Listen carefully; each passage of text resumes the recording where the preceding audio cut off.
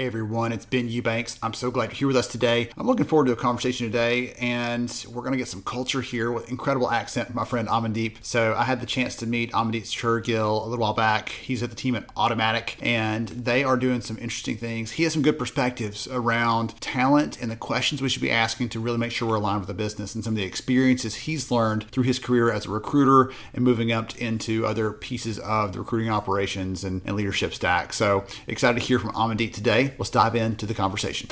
Don't conduct your analysis in isolation because data is so incredibly powerful. Not defending just the tribe, but defending the organization. Those creative people that you really want to keep empowered, keep excited, keep motivated, keep thinking. A good experience pays dividends down the line. Stereotypes tend to break down in proximity. Welcome to We're Only Human, a podcast about human resources, business, technology, and the workplace. My name is Ben Eubanks, your host, and I'm so glad you're here. Hey everyone, it's Ben Eubanks. Welcome to We're Only Human. I'm glad you're here with us today and looking forward to a fun conversation all around talent acquisition, hiring, some of the best things we can do there to create some great impact. And I'm excited to have here with me Amandeep from the team over at Automattic. I had a chance to meet last fall face-to-face at an event, and such a great experience. Bugged him, and finally he joined me here on the show, and I'm excited to have him here and talk about some of the things that he's seeing in the market, some of the challenges he's helping the company solve, and some of his history as a recruiter and recruiting leader, and some of the things he's going to bring to the table. So welcome. Glad to have you. Thanks for having me. I know we've been waiting a couple of months to get this going, but I appreciate you waiting around for me. Hey, good things come to those who wait. And so there we go. I'm excited for this conversation and can't wait to grill you with some of the hard questions, some of the fun questions, and really hear what you're seeing in the market right now.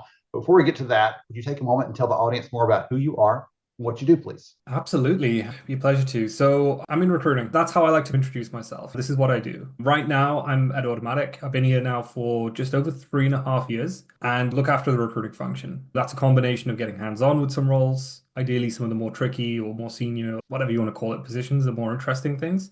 We also have a small but mighty team, and we support all the different brands across Automattic, from WordPress.com and Tumblr and WooCommerce, doing a wide variety of things globally. So the team are based from Vancouver to Buenos Aires and Manila and Spain. We're literally globally situated as well. My background, to add on to that, worked in recruiting my whole career, like literally since I graduated, in tech businesses, but what I like to describe as different flavors of tech. I've touched on blockchain, I've done a little bit of fintech, enterprise SaaS, and Automattic just ties a nice ribbon around all of that. When you're not recruiting, what do you like to do? Getting personal now. I don't know if you knew that, Amandeep, but recruiters are people too. So I'm just curious. I love it. No, I love it. No, I've got a little 18-month-old daughter, so I spend a lot of time with her, trying to get her walking. She's 18 months and still isn't walking. So that's a big challenge that I'm trying to overcome right now. Beyond that, done a lot of sports and stuff in my past. I think probably typical of most recruiters. I've been in sports, but got injured. Can't do as much. So I hit the gym. But also a recent hobby of mine to get my mind off things is model building, which is a really weird thing. But got into it over Q4-ish. There's somebody on TikTok called Scott Hanselman. So I'm going to give him a shout out right now. He's an engineering leader at Microsoft, and he's putting this TikTok up about building this metal transformer, as in from the Transformer series. It doesn't transform, but it's a metal thing that you like, metal earth stuff, which you have to bend. And I'm going to give that a try. So I've built Starscream. I'm currently on Optimus Prime, and I have some Gunpla and stuff like that kind of lined up, ready to go after that. That is so cool. Man, that's neat. Okay, I'm going to have to ping you afterwards for a photo of one of those. That's really interesting. There's a great book I read a couple years ago called Range. And in it, the author says when you look at people that are Nobel Prize winners, you look at people who are high performers in their field, almost always they have a hobby that has nothing to do at all with the thing they do day to day. And that broader range is what makes them so great, because they see a problem and they see other ways to address it than just, if you're only a recruiter and that's all you spend your time on, you never do anything else, then every problem, the answer is just pick up the phone one more time and call somebody else. But the creativity you have to use to do these other things makes you better at the day-to-day work overall. I don't know if you've got a Nobel Prize in your future or not. I can't speak to that, but just to say that makes you a high performer across the board if you're doing some other kinds of things. So the data back that up, actually. That's pretty cool. No, I certainly don't think there's a Nobel Prize in there coming, but my very first manager in recruiting, he actually noticed that. He was like, you've done it. So I studied economics, and he's like, you've got a fairly scientific degree, but you've also got a very creative like or output as well, right? So he was like combining those two things together is pretty interesting and broadens your range. So harkens back to exactly what you just said, and that's another full circle thing. There we go. Okay, so we've got person behind the recruiter title over there. So let's go to the recruiting space. Again, this is what you do, it's what you've done for quite some time now. What do you think are some of the biggest challenges that are facing you and your daily work and some of our friends out there listening in that are also doing the hard work of recruiting every day? Sure. This is an interesting one. There's a lot of this stuff which is time immemorial, like it doesn't really change. I'm going to talk about what is like pertinent for me right now, and I think pertinent for some other folks out there as well, and probably bleeding over a little bit from the end of last year. And I think the biggest one is right now still quite a bit of uncertainty in the marketplace. This is ranging from like economic factors, from elections all the way through to now what is actually going on in the markets right now, and how is that impacting all the different industries we work in, whether that's tech, whether that's in medical, like different like retail, like we're all impacted by different things that are going on out there. So that's trickling down to like us because it impacts our business, impacts their planning, it impacts our leaders are uncertain, means that our planning is uncertain and it's changing all the time. When somebody pulls 10 recs, it's oh yeah, that's because of those economic conditions. So I think that's one of the big challenges is being able to get around some of that and understanding what those impacts are to us. And then the other is again a theme from last year, which is still coming through. It's doing more with less, but really what that bleeds down into is productivity, efficiency, modernization, like whatever you want to call it, or a combination of those three. We've got to really think about what the future of TA looks like. We've got to think about efficiency and productivity in a different way to just doing more. Like that isn't what productivity and efficiency actually means anymore. And how can we really harness the future of tech to do this stuff as well? I think that's the top level of what I think the biggest challenges are, really lean into. I'm glad you talked about the doing more with less piece there on and productivity overall, because there's this weird push that I see. There are some companies that push their TA teams like all the way to the limits, pushing as many recs as you can hold, and then let's stack three more on top of that. And they just crush them down. And then at the same time, they're like, why aren't you more strategic? Why don't you really know what the business needs from you? Why aren't you these other things? Like, because I'm barely breathing in between trying to just cram these people into recs as fast as I possibly can. There's this weird sort of nuance where productivity, yes, we need to fill roles. We need to make sure that people are able to do the work. Yes. But if that's the only yardstick for success, and then later on someone decides, oh, we want you to also do these other things, you can't do both. You can't magically create more time and do that. And this endless pursuit of productivity and just more and just getting more things done. And oh, AI can help us just do more. If there's not a person I know that's doing this work every day, I just wish I could do more stuff. I just want to get more things accomplished. No, I want to find more meaning in this. I want to build more connections. I want to know my stakeholders better. And it's hard to balance all those things. Would you agree with that? 100% agree. I thought I was going crazy when I was thinking these, because I've been thinking these things for a while. And I went to this recruiting labs workshop last year in Santa Barbara. So lucky that I had the opportunity to go. Very small, like 20 people workshop. And this was a really big theme of them. Like the actual topic was how to build QBRs for business leaders and stuff. However, there was a lot more that kind of went behind it. And one of the biggest statements that came out of that day or those couple of days was doing more isn't the answer. That is not the solution. Just doing more, that doesn't work. You've actually got to go in, and if the business wants you to do more, it's cool, where's my investment? That's a very simple statement, but it's cool. Why are we doing this? What's the business impact of doing this? What's the business impact of not doing this? Okay, cool. We're going to miss our financial goals if we don't do this. So where's the investment? What investment are you going to give me in order for me to get this done? It's not doing more, it's getting the investment in order to do it. And that was a big theme of one of the things I pulled out of that workshop. The picture I just had in my head, I can't remember what the name of the movie is, the Nike movie where they first started making the shoes and they were trying to get them onto the basketball players. And, oh, look, you can't have that much color because it breaks the rules. And so we got to change the shoe. Hold on, what's the fine? Just pay the fine. What's the cost of not complying? Just pay that. It's worth it to us because we're going to sell more. It's going to be worth it in the end. And we had a little more of that attitude when someone says, hey, we need this from you. Oh, you got to report this every single week. And you're like, what happens if I don't report that? And no one really cares. Okay, then I probably will just not. But hey, this is going to impact something. As you said, then maybe we need to talk about what we're going to stop doing so we can start doing that. Or are we going to get some additional investment? I need another person on the team. I need a tool to do that. What are we going to do to make that happen? Because you can't just say, do more, because more is vague, amorphous, and it's always a moving target. More and more. And how do I know I've done enough? No one can decide that. No one knows. So interesting. Okay. So one of the things that I'm really pushing on this year is looking not just at being reactive, just responding, just putting out fires, but really leaning in, being more proactive, being a better advisor to the business, all those sorts of things. I'd love to hear if you have any advice, if you've seen anything be successful in your own career, in your own work, when it comes to making that shift, or what, if you're like, hey, listen, I worked at a company that was very proactive. We had a really good talent planning process. And here was a key thing that fit into that. Anything that you could share on that front that would help anyone listening in is please get me out of this reactive firefighter mode and into a fire prevention mode, if you will. That's a really good question. And I've got a couple of examples. I'm going to go back to like my first in-house role. So after agency, I went actually, yeah, I went to go and work for a company called Intuit. I'm sure the folks in the States will know that company extremely well, but they were not that big in Europe when I joined them. But the challenge I had was I joined and the person who hired me, they were through an RPO and they got let go after 10 weeks. So I was thrown into the deep end. It was like, here's whatever, it was like 30 odd, 38 new roles or whatever it was. And I was just like, go and hire them. And I was like, what do I do? Like, how do I even know where to start with this thing? And it could have been very easy for me to just, and I did for the first couple of weeks, just go, I've got to manage 38 roles. I've got to get candidates. I've got to manage these stakeholders. I've got to do what I was literally drowning in 38 open roles and behind on everything and all that kind of stuff. So I decided I couldn't keep up, but I didn't know what to do. So I actually went to the country manager, which is scary, right? I'm pretty young and inexperienced. I'm there on a contract. I'm not a full-time employee. And I'm like, hey, Rich, I've got all these openings and what's the priority? What do we do about this? Like, I can't hide them all at the same time. And he smiled and said, let's take a walk and we'll talk about it.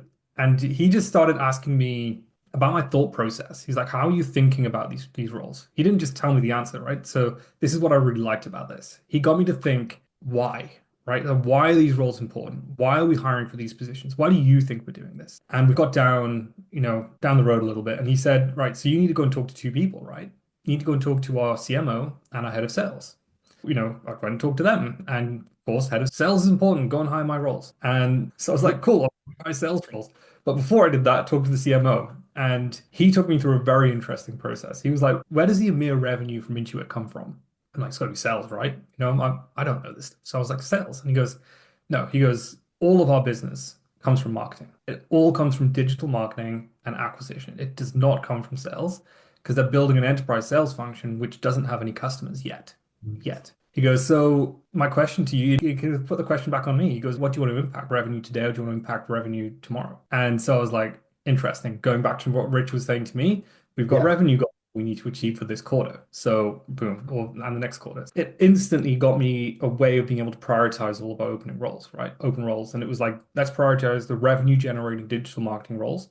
We can keep the plate spinning for these sales roles so we can get those hires made next, et cetera, et cetera. And the learning point for me was really getting to the nuts and bolts of what the business is looking for and putting that back into our hiring planning. And it's not just what our hiring stakeholders are telling us, but getting deeper and under the skin of what the business is really trying to achieve. What are the OKRs? What is your board telling you need to achieve? What does your CEO really care about? That's what we need to be really digging into. And I've followed that through every single role I've been in. And when you're a TA leader, it's even more important. And there's two elements to when you're a leader, because your recruiters need to be doing this with their hiring functions. Like they need to be really deep into understanding why is it that your head of marketing for a certain business unit wants to open 8 new roles? What is that doing? What is that achieving? We've had this recently here where one of our stakeholders was saying, I'm hiring for 8 new people. And I was like, great, that's amazing. Tell me about it. And they started to go through all of those individual openings. I was like, hold on a second, let's take a step back. Where are these 8 roles fitting into your org and why? And then she started telling me, and I was like, okay, how does this impact your business plan? Do you have a business plan? And she was like, oh yeah.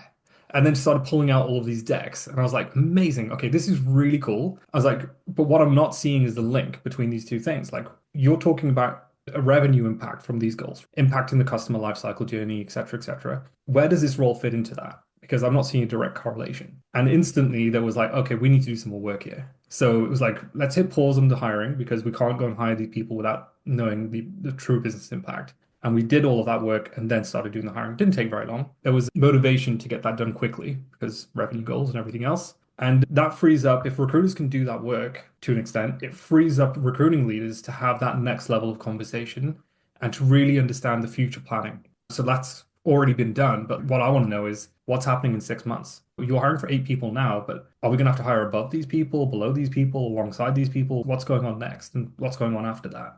So that we can put the right planning in place to be able to impact that further down the line. Do you think you got that consultative, big picture view because you had that model for you? You mentioned your area manager who, or country manager who, instead of just telling you the answer to the test, said, let's talk about the concepts in the test and let you arrive at the answers yourself. Do you think you had that model for you and that's why you do that now and use that day to day? Or are you naturally wired to do that because you were an econ guy and you love the behaviors and all that other stuff? Talk about that a little bit, because I think some people might hear that and you're like, I would have never thought to ask that question or push back on that. You're not being in their face. You're being like encouraging, like, yes, this is a great path. Let's make sure that things line up. I don't want you to come back later and say, oh man, I wish I'd have thought this through. So you're trying to help them. Where do you think that comes from? This exact conversation with my lead not long ago. We talked about it and like, how do we get all of our recruiters on this mode? It's because there's an element of this is learning, and another element of this is kind of natural as well. So like I've grown up, my upbringing is in family business. So my dad's been in business literally since the age of 14. He went to his dad and said, he saw a shop down the road from where they lived and he was like, Dad, we've got to go and buy that shop. It was just a little candy store, like what we call a corner shop, right? And it was literally just a kind of buy and sell, what you would call chips in the States, in the morning to like kids as they're going to school. And they would literally run that, go to school, come back in the afternoon, open it. And that's how my dad was brought up. And he still does business today. He's never worked for anybody else. So I've grown up in that environment. And getting to know business sense, I think, is just part of the DNA. And so when Rich took me through those things at Intuit, it was very much just a natural conversation for me because I was already relaying that back to where are we making money? Where is monetization? Like, all this kind of stuff. And going and joining a VC-backed business was actually very alien to me. I was like, why are we in a business that is just burning cash and has no monetization model? This makes no sense to me. How have we got a valuation when we don't even generate revenue? Like, this is a genuine case like I was in with one of the businesses I joined and had to really work with that founder to put something in place. It was very interesting.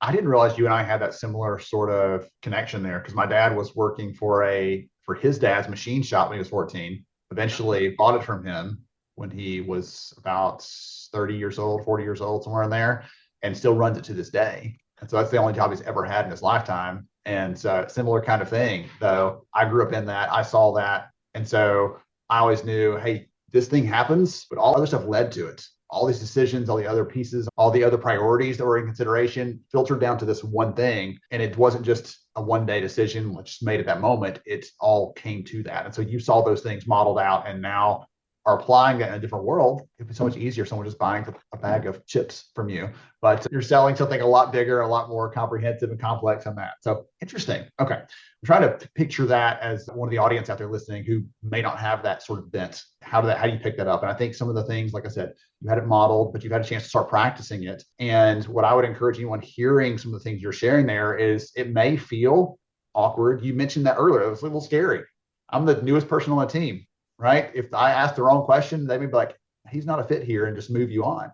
But you asked that question and it got you an opportunity to learn and made you invaluable to that company and beyond. Okay. Sorry, there's two things to that. Just be naturally curious. I think recruiters are curious people. That's what we do, right? We're interviewing candidates, we're interviewing them and getting linear in questioning. We're asking like so many different types of questions to our candidates. Why don't we do the same with our business? Just employ the same things that you do with a candidate with your business stakeholders, and you're going to find out the right information. Just constantly ask yourself why. And if it doesn't make sense to you, go deeper until it makes sense. This is how I started in recruiting.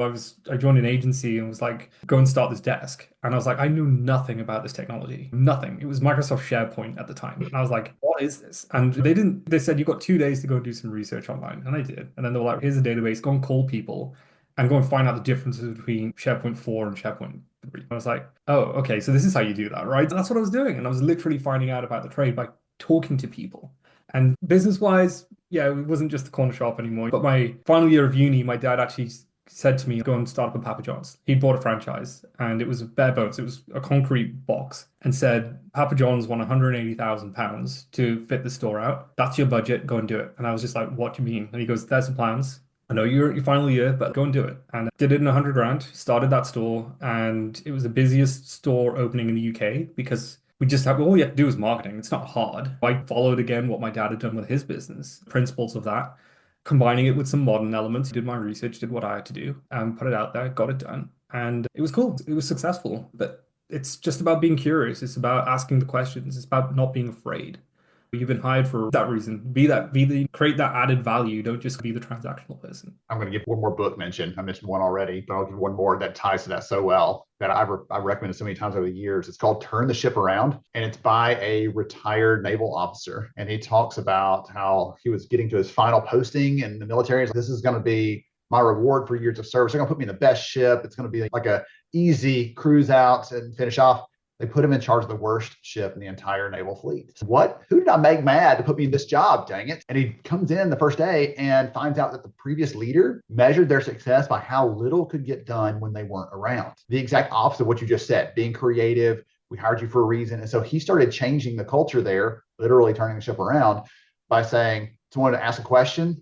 And then he was like, I don't know. That's your expertise. What do you think we should do? And started putting those things back on them. And they realized he really does trust what I'm going to say. And if it's a judgment call, he can make that. He's the captain, but at least then he's putting that effort back on them to say, no, your voice does matter. So I really appreciate that piece. He talks about being curious as a leader and the value that drives. And I'm hearing that from you here within the recruiting role, that same interest you have in knowing that candidate and how I can match this opportunity with them potentially is the same interest, curiosity we need to have when we're talking to our leaders and understanding, really, I had no idea that revenue was driven so heavily by that activity. Tell me more about that. That's a real opportunity to learn and to make yourself better in the work you're doing. I'm with you. That's a great example. I love that. I'm going to have to go and get that book. There you go. Okay. So I wanted to ask you, every conversation it feels like that I'm having right now touches on to some degree AI and what it's doing and what it's changing, everything else. Any thoughts on that front? What innovations do you think that we're going to see? Any risks that are out there? Just a broad brush with that one. Anything that you want to kick in on that front? Because even before we started recording, you and I were talking about some of the things that we're seeing in the market, where the opportunities might be.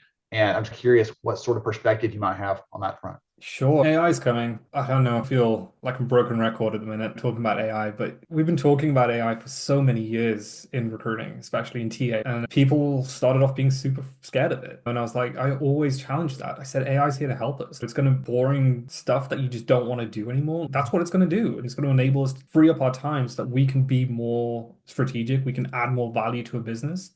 AI is not going to take over anything tomorrow, but it is going to help us. And right now, I would still call it very bare bones. It's very cool, and it's helping us in multiple different ways. And I'll go through some examples. But it's still really, we haven't really scratched the surface of what AI can do for recruiting and TA in particular. An example, we use a tool called MetaView for interview note taking. Not a fancy thing. It's not crazy or anything else. And I remember when I joined this call, it said transcription's been enabled. It's the same kind of thing. But MetaView goes a little bit deeper. It actually organizes the notes into questions and bullet point answers, and it can expand upon it. You can create a summary, and you can even say, these are the different topics I want to go into, and I want to go deeper into this one. I don't want to hear about this one. So you can create like your hiring manager pitches, whatever you want to call it, using this one tool. It's got a ChatGPT-esque feature built into it. So you can even query your interview to be like, oh yeah, what does it say about compensation again? And it'll pull all of that stuff out for you. Very cool.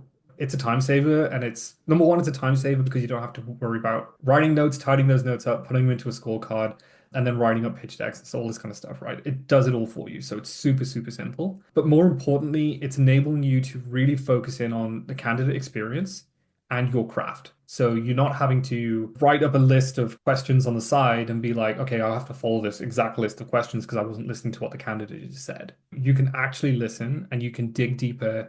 You can skip around questions if you need to. You can get really, really deep into what that candidate's trying to say to you, and you can sell a lot better. Part of our job. We're looking at some other things. I know before the call started, we were talking a little bit about some stuff around like inbound candidates and stuff. We actually experimented with working with an external company, built our own tool, help with inbound. Like inbound's exploded over the last few months, right? Yeah. Not just for us, I'm sure for everybody. So we were like, we're drowning in inbound applications. How do we cut through the noise? And it worked to a degree, but not fully. And that's okay because we learned some things from that and we realized that this kind of a tool is valuable. So we've been talking to people like HireEasy, Deeply Talented, Cubby. There's a few tools out there now which are specifically focusing in on the inbound journey of candidates. Some of these are now expanding into outbound, and we're seeing a really wide variety of things. You've got Gem in this space as well, but some of them are really basic AI, and that's okay for some folks. Some of them are really deep, and they actually have AI models that learn based on what you're doing and also what you're feeding back into that model. So that's really cool. And they're starting to learn, and this is a big thing for me, right? So AI for me sometimes isn't adapting. It's doing something it wants to do, but it's not really doing it for you or for your organization. There's a lot of personalization that goes into recruiting. We're a human-centric side of the business. We need to be very personal, and AI at the moment isn't. But if it's learning from what we're doing, it can become that. And that's only going to enable it to be a better partner for us. So I really like those types of tools and how they can help us. If we get 1,000 people coming in for a job, if we can go and surface the top 50, like we're spending time with the best people for that job from that inbound funnel. The risks to that is a lot, right? First of all, are we actually identifying the top 50 people? What are those other 950 people in that pipeline? How do we know that they're not relevant? How do we know that has it got it right? There's always that question mark in the back of my mind. However, a lot of these tools we're very conscious of this, and we're making sure that there's always, again, it's an AI term right now, it's a buzzword, but human in the loop. So making sure that it's not making decisions on our behalf, so we can audit what the AI is doing. It's not doing something without us approving that decision, and we can go in and double check that this is actually aligned with what we want and what we want it to be doing. So that's a really important part of this early stage of AI jumping through. But we've got to be ready for when it's good enough for it to go solo. That's what's in my mind. The human in the loop comment made me smile because I was talking with a head of learning the other day, and they were doing some calibration on succession work, and they used an algorithm to do the first cut. And then they're like, we're doing human in the loop because we're looking at what the algorithm gave us. I said, as you said, who was in the consideration before the algorithm saw them? That's what I want. That's where you're supposed to be looking at and saying, are these equitable? Are they doing the right things? Is it skipping over some people? What do we know? If you're just looking at that short list, then you've already missed your chance to potentially impact what the algorithm's going to do. So I agree with you there. We've got to be married up with that. We've got to be paying attention throughout the entire process, or we just show up at the very last mile. We put all the faith in that algorithm that's going to do all the right things at the beginning. That faith could be misplaced depending on how it was trained and so on. So yeah, we could go for a whole hour on that one. I want to be respectful of your time. We've covered some really good ground. I have 15 more questions I want to ask you, but I know we're getting close here on the time we have. If someone wants to connect with you, wants to follow you, wants to learn more about what you're doing, I did invite you back overall, but if someone wants to do that, are you okay if they connect with you on LinkedIn? Absolutely. Yeah. More than happy for them to connect with me. I've been saying this for about a year, but I need to start my own blog, and working for Automattic and having WordPress.com is like one of our main products. I have no excuse. That's something I'm really going to have to get into, and it will be coming this year. So that'll be another way for folks to get in touch with me as I start developing that this year. Perfect. When you get that done, go send me the link. I'll make sure and add it back to the show notes so anyone hearing this later on can come back and find that as well. And you've got an incredible radio voice, Amandeep. So just do an audio podcast or audio blog or whatever else, and you can skip over all the writing that's taking you the time and still get all the good stuff out of it. All that said, this has been so much fun. I appreciate your time, your expertise. There's some incredible insights you shared today, and I can't wait to get this out. I know the audience is going to love it. Appreciate it. Thanks for having me on. Scratch the surface of some of those topics. Happy to come back and deep dive if you ever want me in the future. 100%. I can't wait. Thank you again to everybody else out there. I hope you got your good notes, good ideas today from this. I know I really appreciated the insights around strategy and being curious and really plumbing the depths of not just transactional recruiting, but real high impact strategic recruiting. That's my best takeaway today. We'll catch you again next time on We're Only Human. Thank you so much for joining me on the show today. I'm honored to have you as a listener. If you enjoyed this episode, please take 10 seconds to rate it at iTunes, Stitcher, or wherever you listen to your podcast.